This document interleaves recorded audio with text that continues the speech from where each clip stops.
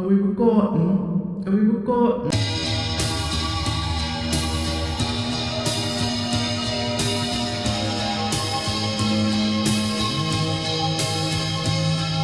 Hey guys, it's been a while. Sorry. So, I was planning to get on here and do a video introducing myself, but y'all already know who I am. I will say that this video is a little different. I'm doing another story time. Usually my channel is a little bit more haha funny, but it's getting haha weird, y'all. It really is. And you wanna know why? It's cause I'm in love. I'm not, I'm kidding. But it felt like love. I'm gonna do a story time while also talking about limerence. Y'all know what that means? You know what that means? Do you have a YouTube channel? If you don't know what that means, let me tell ya. Listen up. Limerence is basically an obsessive infatuation with someone, and it feels like love, but it's not. It's like your brain is writing a fanfic about someone who doesn't even text you back. Like, doesn't that sound crazy? Mencho in it. So let's get to the story time because I don't want to keep y'all here long, even though I know you missed me.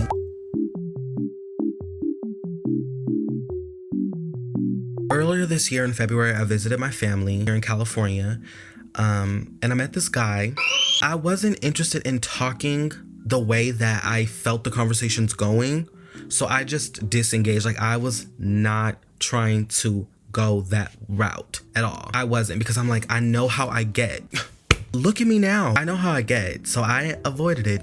I'm gonna enjoy my family time. I'm gonna mind my business. So yeah, I wasn't interested, and I ended up ghosting this guy like 2 times. I ghosted him twice. I ended up ghosting him. I went back home, and then when I got out here again, because I decided to move back to California around June of this year, and when I got out here, it was hard. Both of my parents told me that it would be hard, but I didn't listen, and I was like, I'm gonna find a job. If it's one thing I know how to do is charm. I didn't find a job. I moved back here with nothing. I had no money, no job, nothing. It was rough. It was real rough, but I got through it with the help and support of my lovely friends and family, yada, yada, yada. I got things sorted out after a couple of months, and then I found myself somewhat stable, and that's great.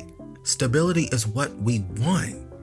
So flash forward, it's September. I texted the guy again because I'm stable. I'm stable enough to where I'm making money. You know, I'm over my ex. I'm moving on with my life. I'm ready for new experiences, see new things, see new people, live my life, just, you know, whatever. I ended up texting the guy again. We're gonna call him Franklin, by the way. So I ended up texting Franklin. I said, okay, I'm ready.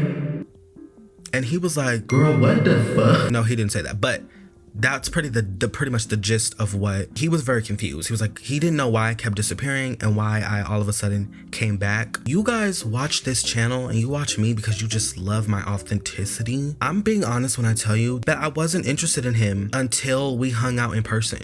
Once we hung out in person, it was over. All that I really liked about him before we hung out was he's cute. He's got some funny memes. I was interested in hanging out and seeing where it was gonna go.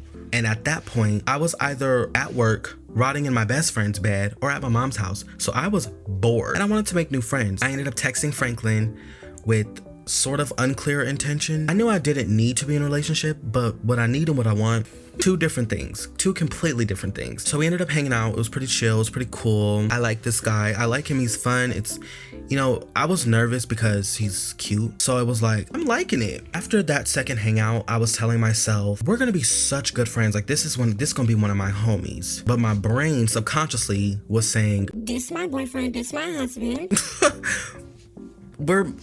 My brain was saying, y'all are married. After that, I felt differently about him. Like, things that I noticed, like his laugh and his smile and his music taste and the way he dressed, it just, everything started becoming more and more. I slowly started to be seduced by him. Like, he started to seduce me.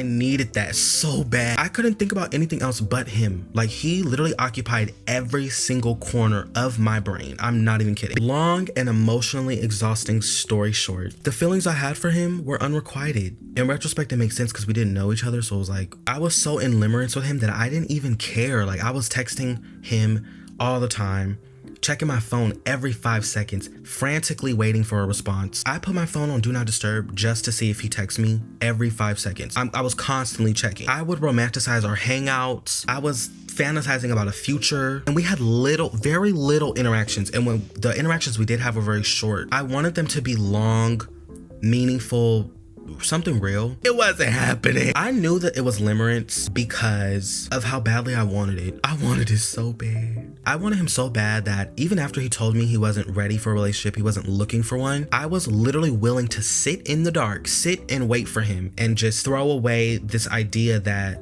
a real relationship would come my way, because I'm like, this is it. This is all I need. I would have allowed it to go on forever. Like when I was 17, I probably would still have him in my phone. I would still be calling him. I would still be texting him. I recently just blocked him like an hour ago. I'm not even kidding. That's me being real. That's just me being honest. Am I gonna unblock him? No. Once you hit that block list. But I would have let it keep going because me getting older and me getting more comfortable with myself and just realizing that the love that I want is the love I deserve. That raw, tender, genuine love that I want is what I deserve, and it's what I'm gonna get. As a trans woman, I often find myself thinking like, maybe situations like these it's all I'm ever gonna have. Like this is the best that I'll ever have, because the love that I want typically doesn't happen for girls like me. Like, I'm just being real. It's just something that I have to get comfortable with. Like I have to get comfortable with the fact that I might be single forever. God willing, I live to see it. I'm probably gonna be alone for it. I have to stop settling. I have to stop settling for people that don't choose me, settling for people that don't see me, settling for people that don't hear me. Like it's just, I'm so in love with the idea of love that I'm allowing myself to sit in other people's shit just so that one day they might be like, you know what? You're that girl. You're the girl. I'm not saying that the love that I want won't ever happen, but this only lasted 1 month. Well, 2 months. Like this is never happening again. The way that I've been physically, emotionally, and mentally drained. I'm telling you, like loss of appetite, drained. From this experience, I've learned that I have issues. I mean, I've always known that, but moving back home, it really reopened some wounds that I thought were completely patched up. So that's my story. I hope you guys learn from my mistakes and do better. We're all gonna be okay. I promise.